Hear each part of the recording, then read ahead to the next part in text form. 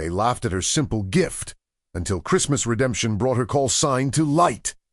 While she prepared simple boxes filled with letters and chocolates for soldiers on deployment, some mocked her, calling the gesture childish.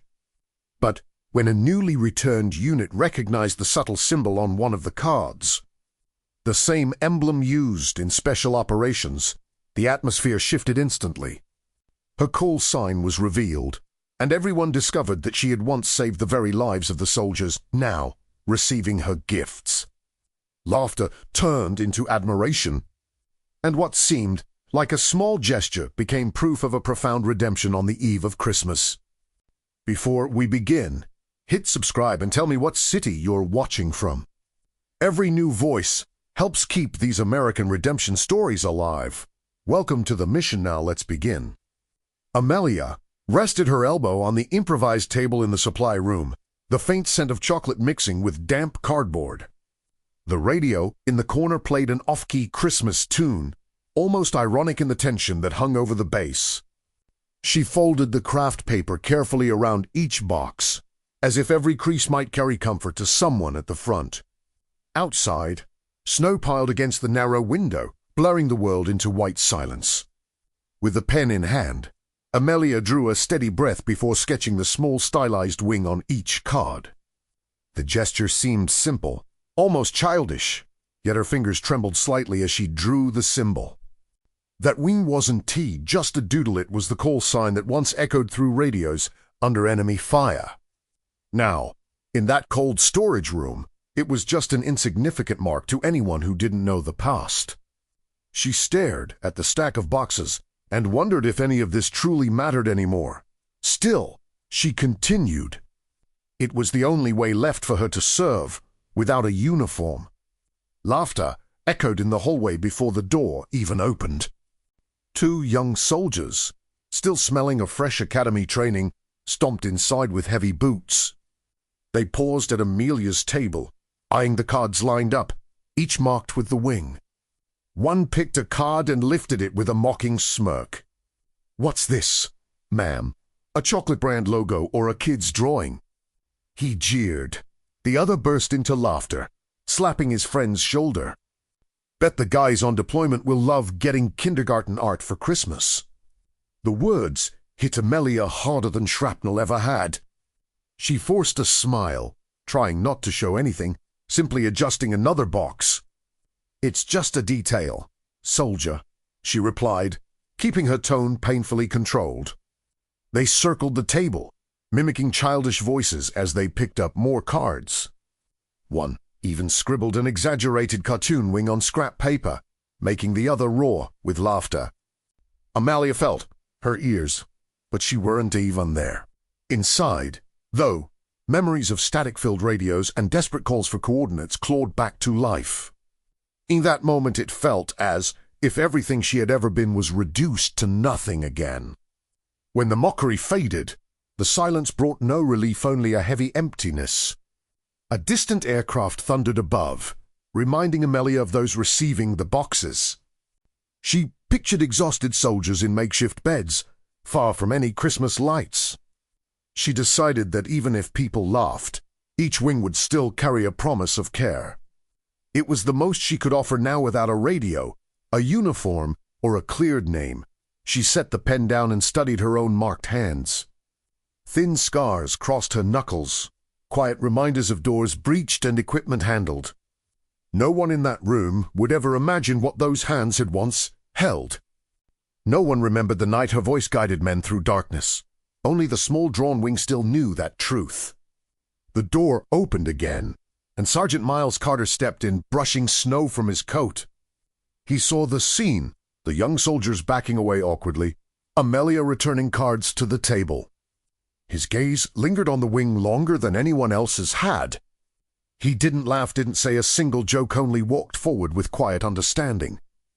"Need help with those boxes, Ward?" he asked solemnly. Amelia lifted her eyes, surprised by the simple offer that carried more weight than it appeared. She nodded, hiding the small wave of relief that escaped her posture. "Always," she said, sliding a stack of boxes toward him. Carter began arranging everything with practiced precision, like moving pieces on a familiar battlefield. Their silence wasn't empty, just the silence of people who had once heard explosions together. As they worked, the radio crackled, announcing the arrival of another returning unit. Amelia felt her chest tighten, as if each landing brought ghosts back with their muddy boots. She glanced at the wing on the topmost card.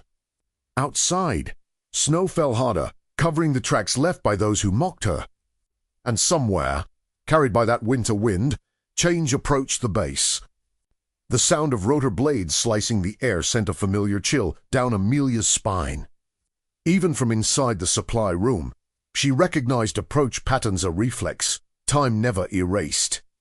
Carter dropped a box and looked toward the ceiling, as if seeing the aircraft through it. Another bird coming home, he murmured to no one in particular. Amelia closed her eyes briefly, hearing echoes of old commands inside her mind. Soon, hurried footsteps filled the hallway. Tired soldiers, mud still clinging to their boots, entered the room for holiday packages. Among them was a woman with a sharp gaze and a fresh scar above her eyebrow. The name on her vest caught Amelia's eye. LT. Emma Brooks. Emma reached for a box until her eyes fell on the card attached to it. Her fingers froze at the sight of the small wing. A buried fragment of her past ripped itself back to the surface. Smoke, fire, a screaming engine, and a calm voice cutting through it all. "Who drew this?"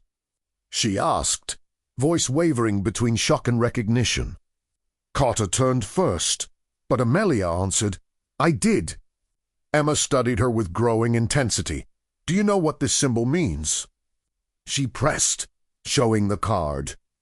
Amelia hesitated, military instinct urging her to protect classified truths. "It means someone believes in wings." Even when everything is falling, she deflected. Emma shook her head. "This is the symbol of the operator who saved Echo 7. A ripple of whispers traveled among the soldiers nearby. Carter stiffened. He understood exactly what this implied. Emma set the box down and stepped closer to Amelia, searching her face as if listening for a voice. "It was you, wasn't it?"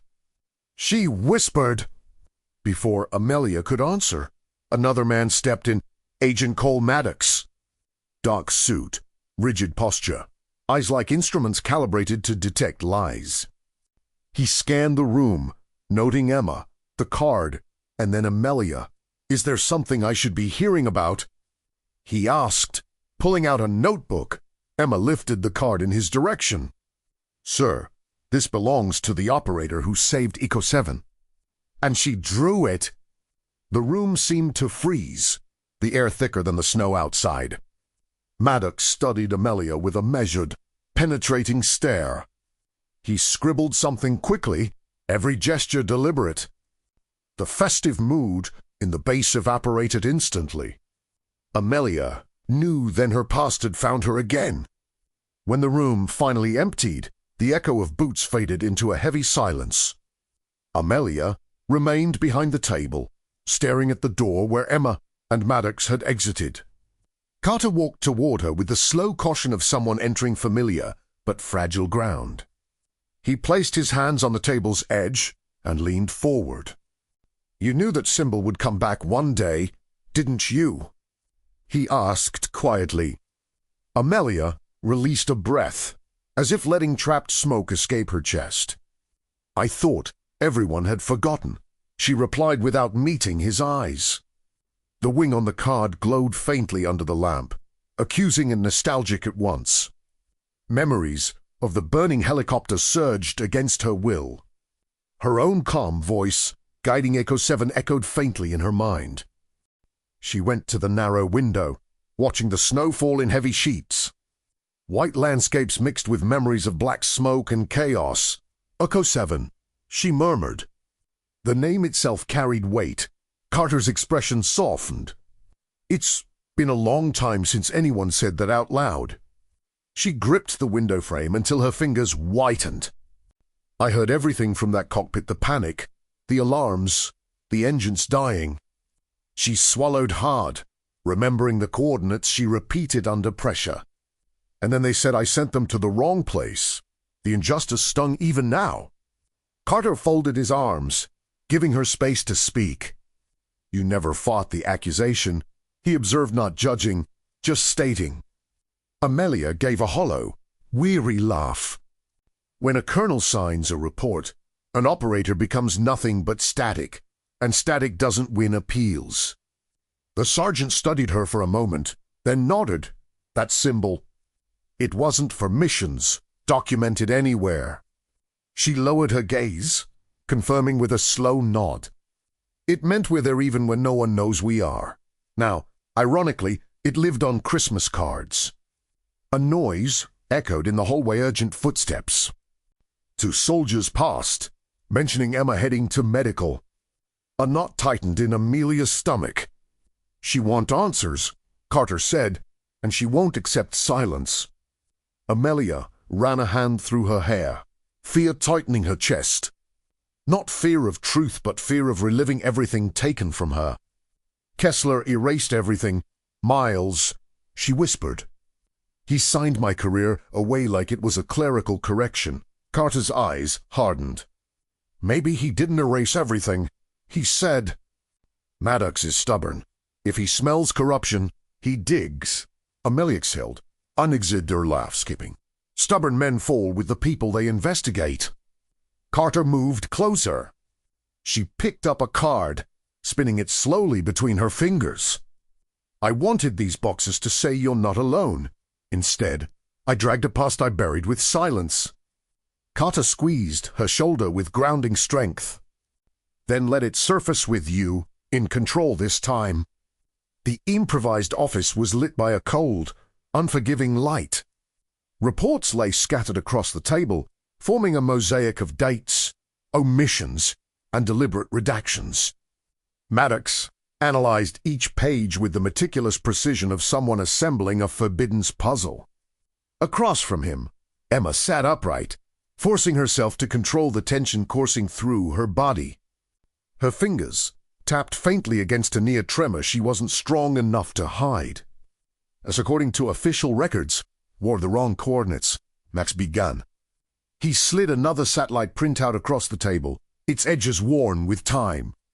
But this location is where the helicopter actually went down. Emma leaned closer, her heart thudding as memories resurfaced. That doesn't match anything they told me back then. Maddox produced another sheeter, hastily scribbled preliminary report. This document mentions radio interference moments before impact. Emma's breath caught as she touched the page, the paper colder than it should be. The static, the panic, the calm voice threading through it all, it returned vividly. I heard two voices that day, she said firmly. She closed her eyes, reliving the cockpit shaking itself apart. One tried to save us, the other sent us into danger. Maddox's jaw tightened as he wrote. The second voice wasn't Amelia, and the first to come one was unmistakable. He opened an audio file, spectral lines forming on the screen. Look at this pattern, he said, enlarging a section. This isn't natural interference. He pointed at the modulated waveform. This is narrowband encryption, high-level access only. Emma felt her chest tighten. Kessler had that kind of access. Maddox nodded grimly. The commander controlled every channel that night, and someone sabotaged it deliberately.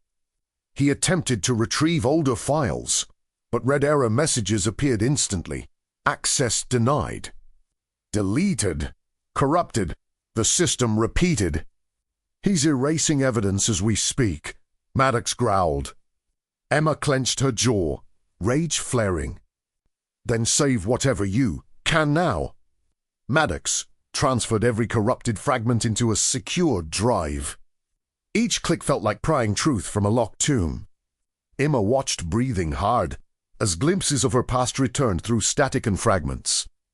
She tried to save us, she whispered, and they buried her for it.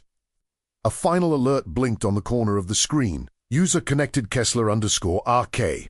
Maddox and Emma exchanged a look that said everything. He knows we found him, Maddox said quietly. Emma stood up, clutching her. Then it's time we finish what he started. The mess hall buzzed louder than usual when Amelia entered carrying a sparse tray. As soon as she stepped inside, conversations faltered and eyes drifted toward her. Whispers multiplied like wildfire, some sharp with judgment, others laced with uncertainty. Amelia kept her posture straight, refusing to shrink beneath the weight of those glances. She crossed the room toward Carter, who waited like a quiet shield in the corner. He pushed a water bottle her way, expression firm. "People are talking about you, Ward," he said bluntly. She forced a small exhale, tugging her tray closer. "They always do usually for the wrong reasons," she muttered. Carter didn't argue. He understood too well. At a nearby table, two soldiers spoke loud enough to be overheard. "You hear? The operator who messed up Echo 7 is here. Rumor is." Maybe she didn't mess up at all. The second said softly. That detail struck Amelia's certainty was new. Doubt could be more powerful than accusations. The door opened again, and Emma stepped inside. The mess hall fell into instant silence, as though someone had flipped a switch. Emma's movements were controlled, though remnants of an old injury shaped her posture. She found Amelia with one sweeping glance, and walked straight toward her. "We need to talk," Emma said, calm but unyielding. Amelia nodded inevitable. Emma reached into her pocket and pulled out a small data unit. "I heard the audio Maddox recovered," she said quietly. A cold shudder ran through Amelia. "Your voice is in it," Emma continued. Amelia closed her eyes briefly, pain tightening her chest. "I tried to save you," she whispered. Emma nodded, acknowledging, understanding, believing. "I know, and now I can prove it." Carter watched them, recognizing a shift he'd long hoped for. "If we work together, we can bring the truth out," he said. Emma crossed her arms, determination radiating off her. "Kessler isn't burying this again." Amelia met her gaze with renewed strength. For the first time since Eco 7, she felt the weight of silence beginning to break. Not because she forced it, but because someone else was willing to carry it with her. Emma extended her hand, a gesture of alliance, of resolve. "We're with you," she said. And in that moment, something long dormant awakened inside Amelia Ward. The medical wing smelled of antiseptic and unresolved history. Emma walked slowly between the empty beds, her footsteps echoing like ghosts of the past. This was where she had awakened after the crash, the point where her life split in two. She stopped at the bed where her fragile body had once fought to survive. For a moment the bright lights and machines from that night flashed violently through her memory. She touched the cold metal rail, closing her eyes as heat from the helicopter fire resurfaced. She felt the shudder of impact, the suffocating smoke, the frantic static in her ears. And threading through all of it, a calm voice guiding her through the chaos. "Maintain altitude. Trust the coordinate," it whispered in her mind again. That voice had never left her, even when she tried to bury it.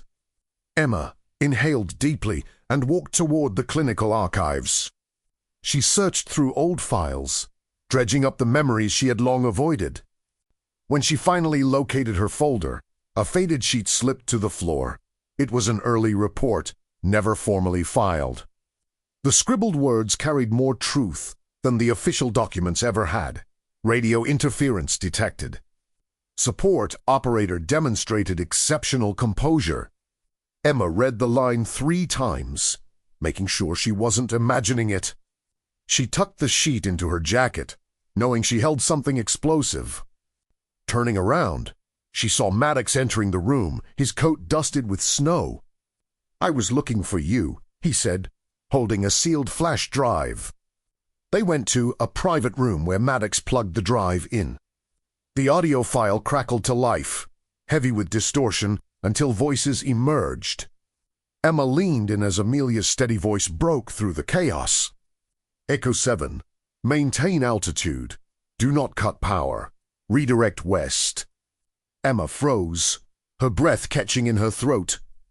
Maddox paused the file, watching her reaction carefully. "That's enough to prove she tried to save you," he said. Emma nodded slowly, emotion tightening her voice. She did more than try. She succeeded. And they punished her for it. Maddox finished. He opened a second file showing wave patterns. "See this modulation? This isn't natural interference." He zoomed in on the encrypted frequency signature. Narrowband encryption, high authority access. Emma's eyes sharpened. Only Kessler had that clearance. Maddox nodded grimly. He controlled every channel that night.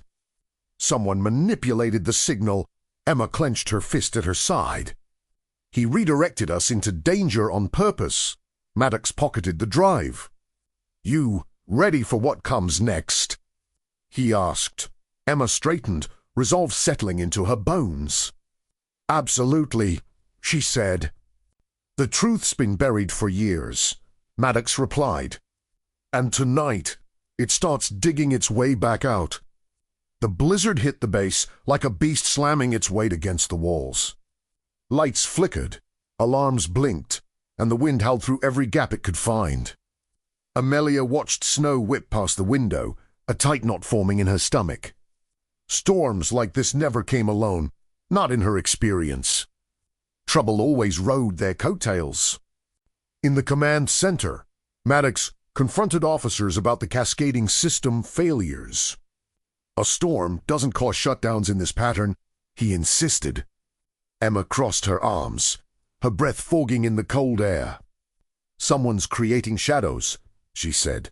"Someone covering tracks."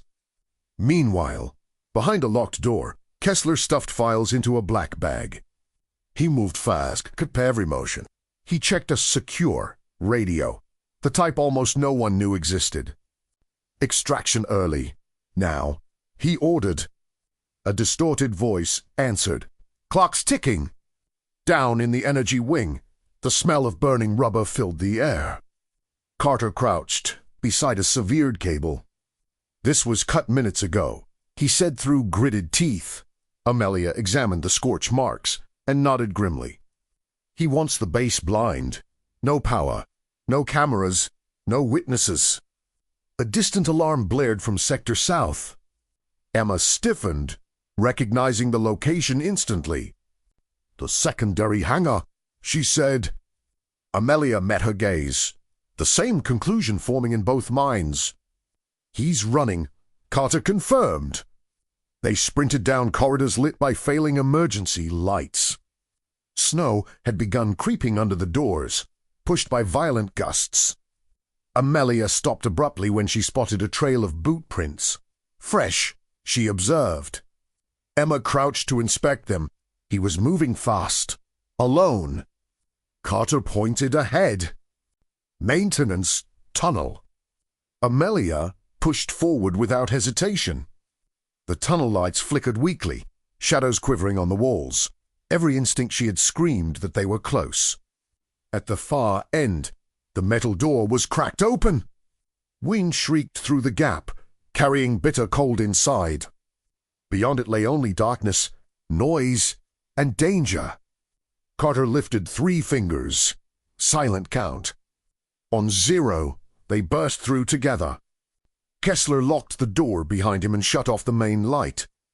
The lamp on his desk cast a circle over classified folders marked in red.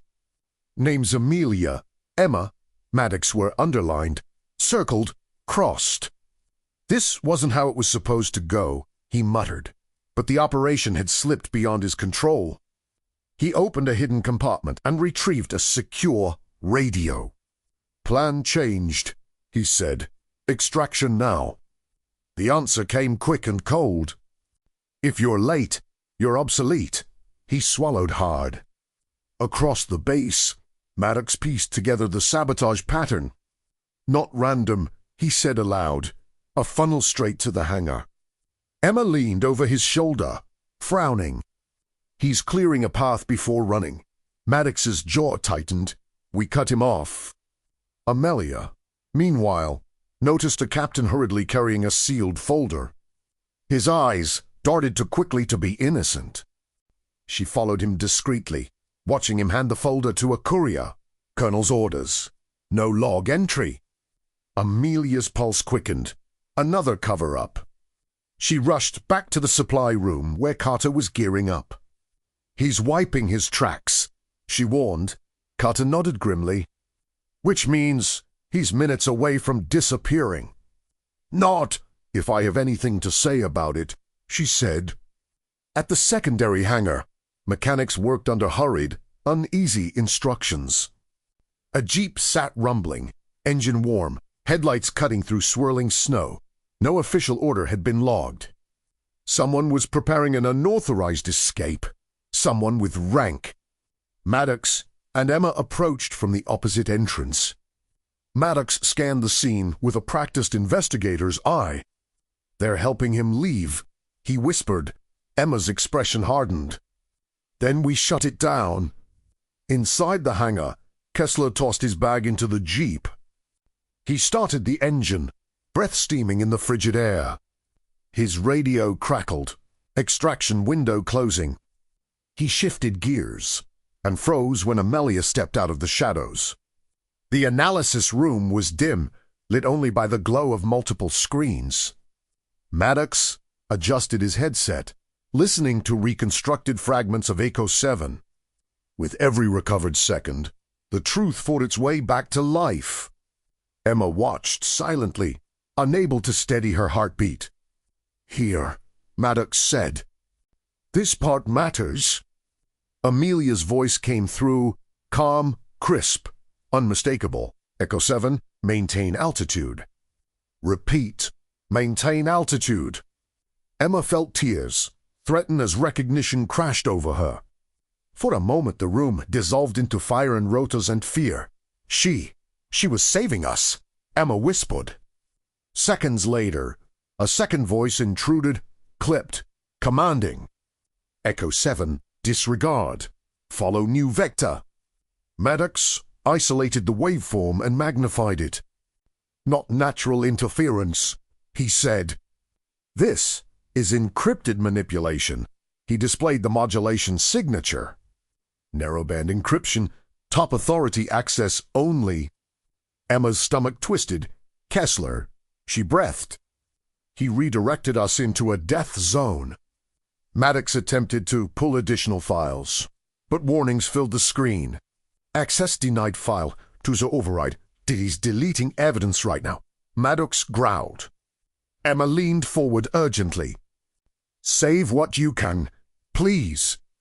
He transferred the recoverable fragments to a secure drive. Each transfer bar crawled like time itself resisted the truth. Emma clenched the edge of the table, breath trembling. She was innocent, she whispered. And he made the world believe otherwise. Then a new notification flashed user connected Kessler_RK Maddox, and Emma stared at the screen, the air growing colder. He's watching us, Maddox murmured. Emma pocketed the drive with resolve. He sees us now, she said, but so does the truth. They left the room at a near run. The storm outside seemed to scream through every corridor. The final reckoning had begun. Amelia was stacking the last of the boxes when Carter burst into the room. Snow blew in behind him, carried by the furious wind. Maddox found proof, he said, breathless. Amelia frowned, hammering against her ribs. She whispered. Emma entered next, her face pale but determined. I heard the audio myself, she said. She placed the drive carefully into Amelia's hand. Your voice, everything you did. It's all there. Amelia's breath hitched. I tried to save you, she murmured. Emma nodded, emotion thickening her voice. I know. And now everyone else will too. Carter stepped closer, grounding them both. Time to reclaim your name. Ward. Maddox, entered and shut the door firmly. "He knows we're onto him," he announced. "He's making a run for it." Amelia tightened her grip on the drive. "Where?"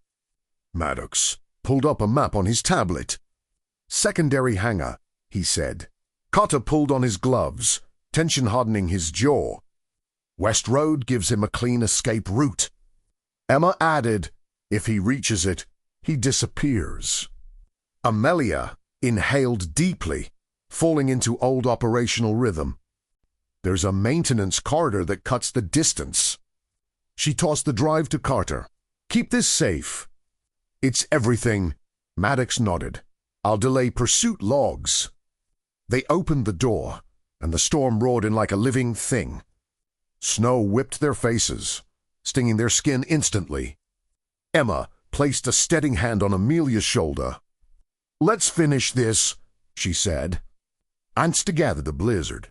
The wind slammed snow against the walls as if trying to tear the base apart. Amelia pushed forward through the narrow corridor, Carter close behind and Emma guarding the rear. Emergency lights flickered, casting frantic shadows that seemed to move with intention.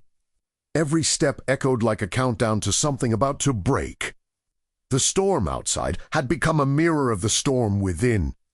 When they reached the energy sector, the burnt smell was unmistakable. Carter knelt beside a severed cable, examining the clean slice. "This was done minutes ago," he said, anger tightening his voice. Emma crouched, her eyes narrowing as she took in the scene. "He's not escaping, he's erasing." Amelia studied the damage with a tactical eye. This isn't just sabotage. He's setting up confusion chaos as cover.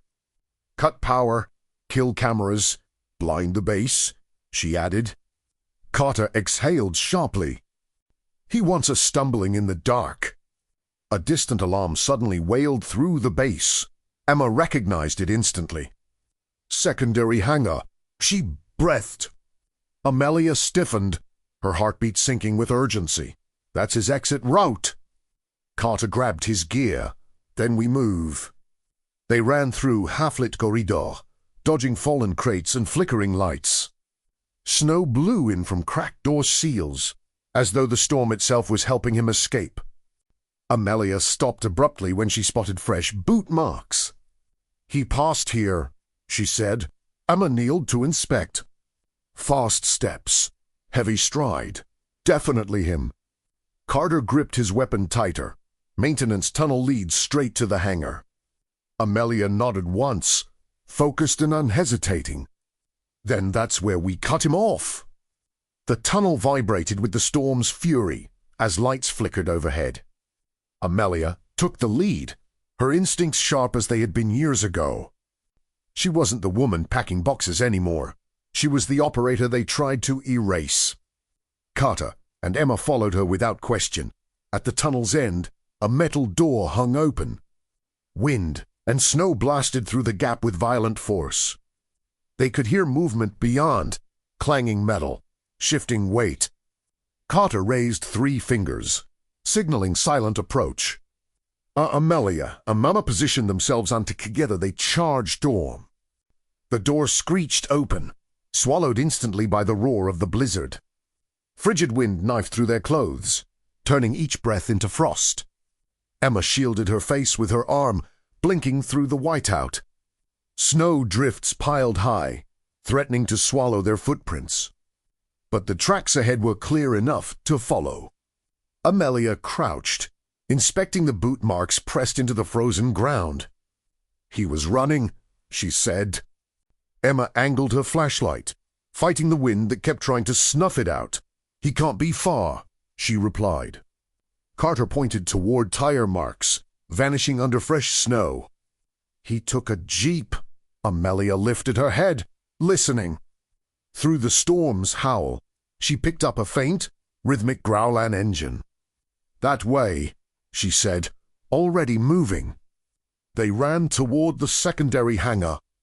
The blizzard whipped at their faces, but they pushed harder. Amelia felt her heartbeat sinking with the engine's distant rumble. Every step closed years of distance between her and the truth. As they neared the hangar, Dim lights flickered inside, and shadows shifted behind the falling snow. Inside, Kessler was climbing into a jeep, shouting into a secure radio. His breath fogged the windshield as he slammed the door shut. He threw the bag beside him and grabbed the wheel, then froze as Amelia stepped into the light. "You," he whispered, as if seeing a ghost. Carter and Emma entered behind her, cutting off every escape route. Emma's breath was ragged from the cold, but her stance was steady. Carter squared his shoulders, a silent wall at Amelia's back. She took a step forward, gaze locked onto the man who destroyed her life. "It's over, Colonel," she said. Kessler gripped the wheel until his knuckles whitened. "You don't know what you're interfering with," he snapped. "People above me don't tolerate failure."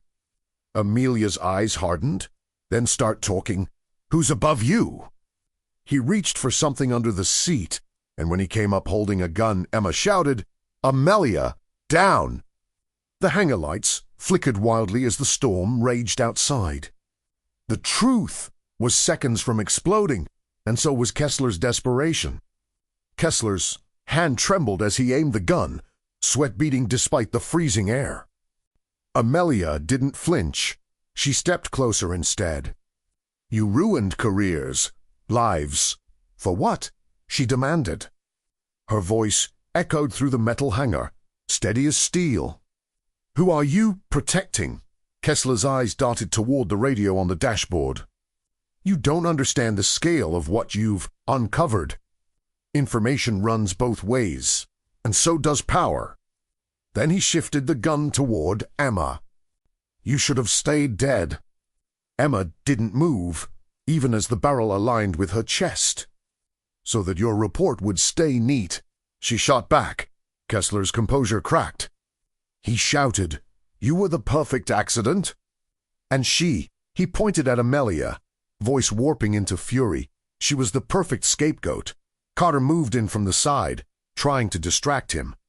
But Kessler fired. The bullet grazed Emma's arm, sending her to her knees. Carter grabbed her, pulling her behind a crate. "I'm fine," she gritted, despite the blood. Something inside Amelia snapped loose. Seeing Emma fall brought Eco 7 roaring back. Flames, screams, helplessness. "Not again." "You won't hurt anyone else," she said, voice low and deadly. She charged. Kessler fired again, but Amelia was already in motion.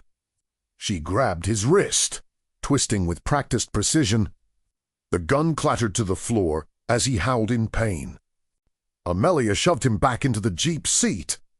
He kicked, desperate, but panic slowed him. He scrambled to restart the Jeep, tires spinning on ice. The vehicle lurched toward Amelia, headlights blazing like the eyes of a charging beast. Emma screamed a warning. Carter reached for her, but Amelia broke free and ran toward the danger. This time, she wouldn't be the one run over by someone else's lie. She sprinted straight at the Jeep, her expression unshaken. She grabbed the door frame, yanking it open with a violent pull. Kessler lost control of the wheel. The Jeep spun and slammed into the hangar wall. Metal screamed. Kessler fell limp in the driver's seat. Amelia staggered back, collapsing onto her knees in the snow. Her breath trembled, steam rising from her lips, but she didn't look away. The Jeep skidded, crashing into stacked crates with a deafening impact. Carter shielded Emma, pulling her down as debris flew across the hangar. Amelia rolled behind a steel container, escaping by inches. The storm outside roared like an audience to the confrontation. Everything seemed to shake, the building, the air, their futures. Emma tried to stand, but Carter held her by the shoulder. "Stay down. You're hit," he warned. Emma winced, pressing her hand over her bleeding arm. "I'm not done until she's safe," she insisted. Her gaze searched for Amelia through the swirling dust. Amelia moved along the perimeter, staying low. Her body wasn't reacting, it was remembering. Training she thought she'd lost resurfaced with razor clarity. Kessler tried to turn the Jeep again, but the icy floor betrayed him. "He'll escape if he aligns the wheels," she shouted. The Jeep spun slamming into a row of fuel drums. Kessler cursed, reaching for the radio as it crackled. Extraction cancelled, a cold voice said through static. Amelia stepped out of the shadows, closing the distance. Kessler froze when he saw her eyes. "You're not leaving," she said. "Not a threat, a verdict." She lunged, grabbing his arm before he could reach for another weapon. They struggled violently in the cramped cab. Amelia pinned his wrist against the steering wheel. The Jeep skidded and crashed again, harder this time. Kessler slumped sideways, consciousness slipping away. Amelia stumbled out of the Jeep, collapsing onto the icy floor. Her breath heaved, her limbs shaking from adrenaline and release. Carter rushed to her side, pulling her up carefully. Emma approached, despite her injury. Emma's good hand rested on Amelia's shoulder. "You saved us again," she said softly. "Carter had himself this time." Amelia looked at Kessler lying unconscious in the crumpled Jeep. For the first time in years, her lungs filled without pain. The storm outside still raged. But inside her, something finally calmed. The past no longer suffocated, it surrendered. "It's over, Maria. Und this chimney." She meant it. News of Kessler's capture spread through the base like wildfire. Medical teams rushed in to treat Emma, while security cuffed the disgraced colonel. Maddox arrived moments later, face tight with controlled satisfaction. "We finally got him," he said. Amelia simply nodded, still absorbing the meaning of it. Days later, the storm cleared and the internal inquiry began. Amelia sat alone at the long table facing high-ranking officers. Bihama, Armbondage Carter. Their press statement. The recovered audio of Echo 7 filled the room. Truth, once buried, finally had a voice again. Emma testified first, her conviction unwavering. "She saved my life. She saved all of us." Carter followed, explaining mission details and Amelia's integrity. Maddox presented the encrypted interference and recovered logs. Every piece tore down the lies Kessler built. Then Amelia was called. The room fell silent, as if holding its breath. "I did what I was trained to do," she began. "Even when they told me my work no longer had value." Her words carried years of swallowed truth. Hours later, the verdict came. "Sergeant Amelia Ward, you're cleared, exonerated." A general placed her restored insignia on the table before her. Emma smiled through tears. Carter's chest lifted with pride. On Christmas Eve, the base gathered in the mess hall. Dozens of volunteers helped prepare the gift boxes she'd once made alone. Each card bore the wing she had drawn, now a symbol reclaimed. When Amelia entered, the room rose in applause. Respect replaced silence. The commanding officer approached her. "Angel Wing is reinstated, if you want it." Amelia closed her eyes, letting the moment settle. When she opened them, she felt lighter than she had in years.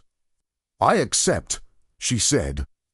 Later, Maddox handed her a folded sheet of paper. "There's something you should see," he said. It was a transcript from Kessler's radio. "Proceed to Phase 2 if the colonel is compromised." Amelia pinned the insignia to her chest. "Looks like we've got work ahead," she said. And in the quiet glow of Christmas lights, a new mission began. If this story moved you, then you belong here. At Redemption, America, every story carries truth. Broken doesn't mean fair not. So, make sure you subscribe, leave your comment about the moment that hit you hardest, and share this video with someone who needs to remember what redemption looks like. Until next time, stay strong, stay honorable, and never forget, America redeems its own.